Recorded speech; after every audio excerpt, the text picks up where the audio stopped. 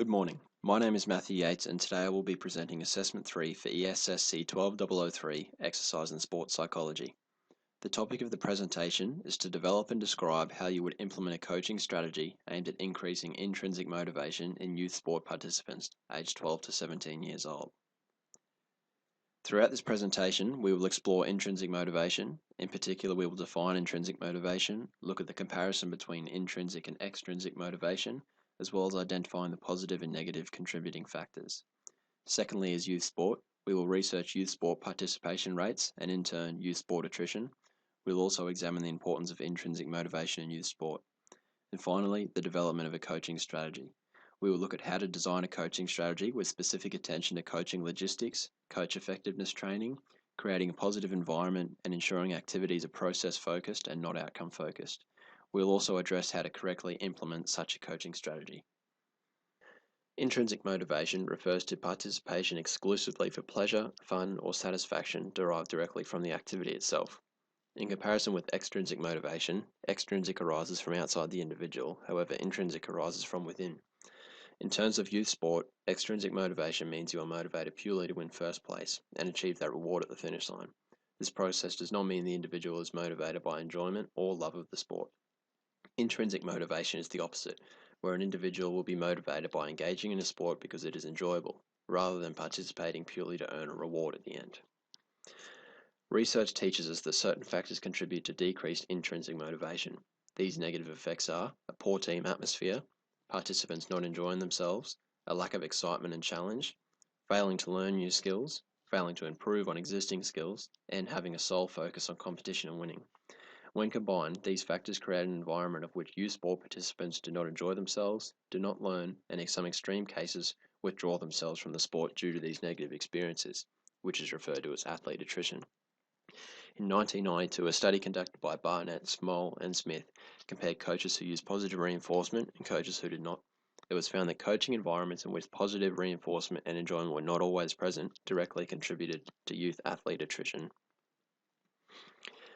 After identifying what factors can have negative effects on motivation, we can more easily see what environment needs to be created that will increase intrinsic motivation among youth participants. These key points for intrinsic motivation are enjoyment, nurturing a genuine interest in the sport or activity, learning new skills, completing tasks and seeing results, a sense of satisfaction and personal achievement, and defining winning as giving 100%. These factors combined allow participants to have fun. Having fun provides an environment where participants are engaged, active, and learning all at the same time. To expand on the previously mentioned study, the coaches who received information and training on positive coaching were the experimental group referred to as the Coach Effectiveness Training Group, or CET. The study found that the Coach Effectiveness Training Group of coaches were better liked and were rated as better teachers. The children who played with the CET coaches indicated that they had more fun than previous years, they perceived their coaches liking them more, and had greater relationships with their teammates. From briefly looking at the comparison between intrinsic and extrinsic motivation, we can see the relationship between intrinsic motivation and a successful youth sporting program is already becoming evident. Youth involvement in sport can instill confidence, promote positive values, and improve academic, social, and physical skills. These attributes work closely alongside with intrinsic motivation techniques due to their positive nature. There are many advantages for young individuals to be involved in sport, such as involvement improves physical, psychological, and social development, specifically enhancing cardiorespiratory function and enhancing coordination, motor skills, and mobility, as well as providing an internal sense of self-worth, self-efficacy, and self-regard, all of which are beneficial to the development of a young individual during this age period. The term attrition, dropout, and withdrawal generally refer to the temporary or permanent termination of participation in a sport program. Each year, approximately 1 in 3 youth participants will drop out of an organised sporting competition. As previously discussed, the most common factors that contribute to this attrition are a poor team atmosphere, participants not enjoying themselves, and failure to learn and improve. Burton, O'Connell, Gillum, and Hammermeister's study conducted in 2011 states that competence, social acceptance, and enjoyment factors cited as the major underlying motivational reasons contributing to sport dropout. This provides us evidence that intrinsic motivation is vital to maintaining high youth participation rates. The above-mentioned literature also sheds light on the importance of designing and implementing a coaching strategy to increase intrinsic motivation among participants. Coaching strategy outline. After identifying what factors contribute to intrinsic motivation, we can use these as our guidelines for designing a coaching strategy. This strategy for a sporting team season will begin with our pre-season planning and evaluating coaching resources. At the beginning of the season, we must define who our coaches are, if there are any assistants or volunteers to be involved on a regular basis, and finally, all agree what the goals are for the season. Once the staff has agreed upon, the next item of importance is to inform and educate all involved on what intrinsic motivation is and how it can positively affect participants in this age group, similar to Barnett, Small and Smith's coach effectiveness training.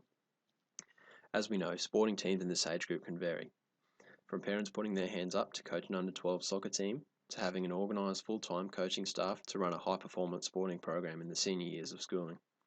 Both ends of the scale will require this CET session before the season begins to ensure all staff are educated, no matter how briefly or detailed, on the importance of intrinsic motivation. COPE in 2013 understands children's participation in sport is mediated by perception of competence, fun and enjoyment, learning new skills, social interaction, and positive environment. It is off the back of research such as this that we will structure our coaching strategy from this blueprint. The training session. The CET pre-season session is designed to educate all staff involved to work as a unit and to provide the best coaching for the participants. To increase this intrinsic motivation in participants, we will educate staff on intrinsic motivation in youth sport, creating a positive environment and using positive reinforcement, and having an emphasis on enjoyment and not winning. This CET session may be very brief or extremely complex. When comparing the two extremes, it may vary from a parent chatting before the first training session to agree on a rough plan, or a high-performance school sporting program providing in-depth documentation with procedures in place for every situation. Both of these situations will benefit from the pre-season coach effectiveness training session. Training specific. With the logistical guidelines put in place, we can begin to look at the specifics of how a training session will run in order to increase intrinsic motivation in participants. These key points will be incorporated when planning each training session. Never use physical exertion as punishment. Example, drop a pass and run a lap. Introduce skills into game-like situations. Show how kicking straight in practice leads to scoring in games. Coaches to use positive reinforcement and avoid negative gestures. Express positive emotion to reward hard work and improvement. Participants to be rewarded with encouragement, not a prize or a trophy. Ensure all participants receive the opportunity to lead an exercise or drill, even as small as leading warm-up or stretches. Hide exercise. Use fun games that require running or movement to keep up engagement levels. For example, play a game at the end of each training session. Training sessions to be process-focused, not outcome-focused. Focusing on practicing skills because it is enjoyable, not assessing skills and comparing it in a competitive environment. It is a final reminder that the coach's role is an extremely important one. Without realizing, a coach may have such a positive impact on participants that they fall in love with the sport, the healthy lifestyle, and the enjoyment of their teammates. However, on the other end of the scale, something as small as a coach expressing negative reinforcement to get a result may be the turning factor that leads to a young athlete withdrawing from a sport. How a coach interacts with a team member will largely determine the nature of the individual's athletic performance and the outcome of participation. With this in mind, the coach must embrace and thrive off this responsibility. To summarise, we have learned that intrinsic motivation has a positive effect on youth sport participation. It makes it more enjoyable, increases learning and skills, and retains a higher participation rate season after season. Coaches who use intrinsic motivation are more liked and see better results. Intrinsic motivation lowers the youth athlete attrition rate. The coaching strategy begins with pre-season planning and coach effectiveness training session. Coaches during the CET session are educated on intrinsic motivation and what specifics to use when planning each individual session. Most importantly, coaches are to realize that they are the most influential person during the participant's sporting experience and to embrace their responsibility. With this knowledge and strategy put in place, we can create an environment that increases intrinsic motivation in youth sport participants aged 12 to 17. I hope you enjoyed the presentation.